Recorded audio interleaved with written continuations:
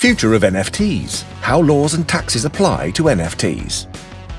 Most people dismiss NFTs as little more than humorous images that people on the internet waste money on for reasons they don't fully grasp. This shifts our understanding of NFTs and the associated privileges and duties. You're probably curious about this yourself.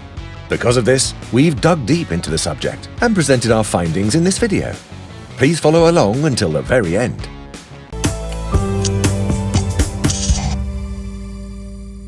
Welcome back to Skillset, guys. This is the channel where we discuss finance, business, marketing, money, and of course all things crypto, NFT, Metaverse, and blockchain related. We are just another group crazy about keeping you updated and entertained. Don't forget to like, subscribe, and hit the bell button. That said, let's get right into it. Do you own NFTs? In light of this established norm, it is reasonable to classify the transmission of NFTs as a kind of electronic communication, although one that is typically broadcast to the public.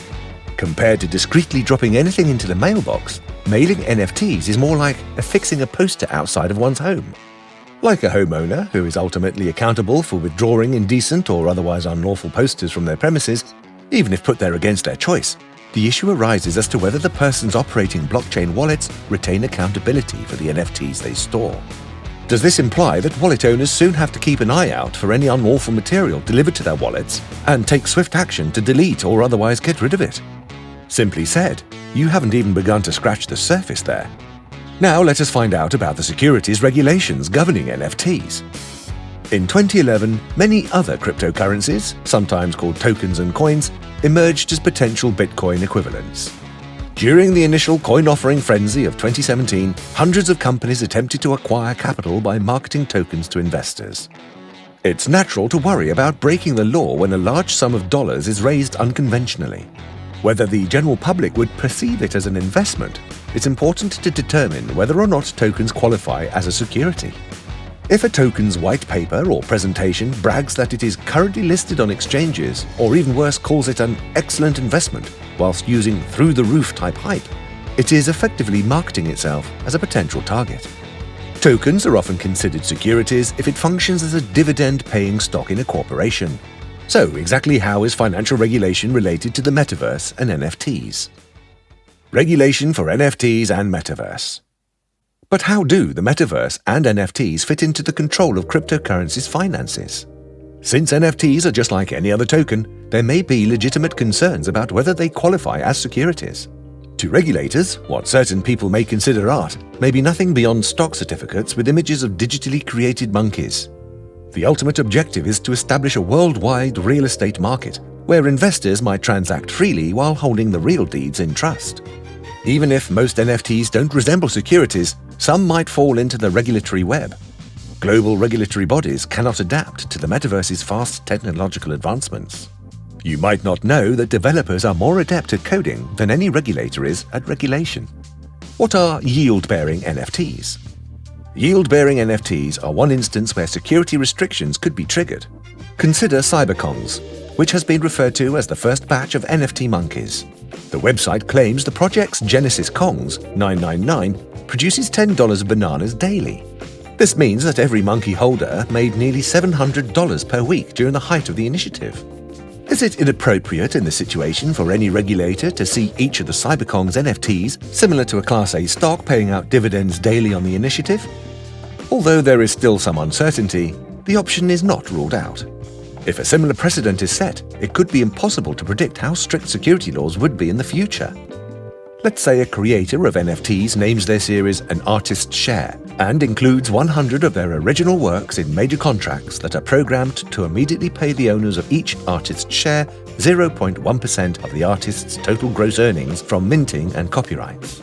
Could this be security or just one of the NFTs? Do you want to know on what basis NFTs can be taxed?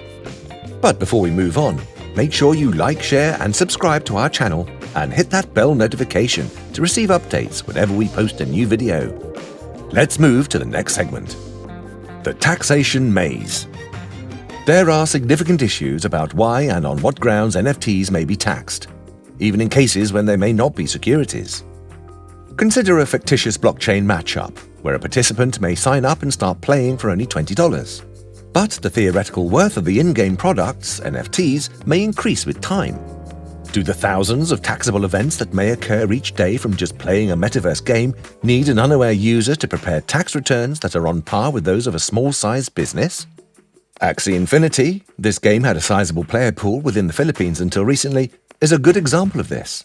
As P2P games such as Axie Infinity have gotten more popular, NFTs have entered the mainstream in the nation. In a recent article, Cointelegraph quoted Antoinette Tionko, the nation's Undersecretary of Finance, saying that anyone makes cash from it. It's income. You need to disclose it. Nevertheless, it seemed that this is only applied to the deed of exchanging in-game items, NFTs, or points, SLP AXS tokens, for fiat money or more tokens. What happens, for instance, if a game player discovers an exquisite in-game product with an external market worth $100,000 is uncertain. Would acquiring the unique item have resulted in a monetary profit if they chose to utilize it in a game? Imagine discovering a bar of gold while strolling along a beach. According to certain tax laws, you could be required to pay the tax that year, which might necessitate selling the gold bar to generate the necessary funds to settle taxes. Even in places where no taxes are due, since holding the gold bar leads to no actual earnings, things often change if the gold bar is traded for an expensive watch or a new automobile, even if no fiat money is used. A taxable event could be triggered even if you personally smelt the bar to make jewelry for your use. This naturally brings up a whole new bag of worms, since tax officials would require a method to actively assess the market worth of different, often distinct NFTs. Perhaps a member of the next new Metaverse positions accounting companies all over the globe will be looking for as an NFTs appraiser. Do you know that few European countries charge their residents? Well, let's find out more about the same. NFTs market value. Concerning the market capitalization of NFTs, concerns emerge with different kinds of capital gains tax that exist in several European nations, including Norway, wherein citizens must actually pay 0.85% of their total worth of over $170,000 each year. This implies that Norwegians must estimate the overall worth of the NFTs each year, whether they be gaming items, artwork, Metaverse property investments, ENS domains, or plain old monkey photos. Using Axie Infinity as an example again, the way the Metaverse works causes several taxation-related territorial absurdities. The Philippines, for instance, has a territorial taxation system, which implies that an Australian resident there would only be subject to taxation on money earned in the Philippines and not on money earned anywhere else. With such a sizable portion of the player base located within the Philippines, our Australian Axie Infinity players would be required to know every person's tax residence before selling the NFTs. Obviously, in today's open and decentralized markets, it is not feasible to ascertain the tax residence of NFT customers. This could become a problem in countries that impose a sales tax on goods and services within the country's borders. In the meantime, in Australia, owners of NFTs may be subject to a 10% tax on goods and services based on whether the NFTs are held for personal use, as a business capital asset, or as an asset used in a commercial setting. We're still in the early stages, but tax systems will read blockchain data. Private citizens and government agencies will need to use sophisticated applications like token tax. Exchanges facilitating fiat currency entry and exit will be subject to heightened monitoring. Those involved in the NFTs market should stay alert. That's all for this video. Share your thoughts in the comments below. We will see you in the next one.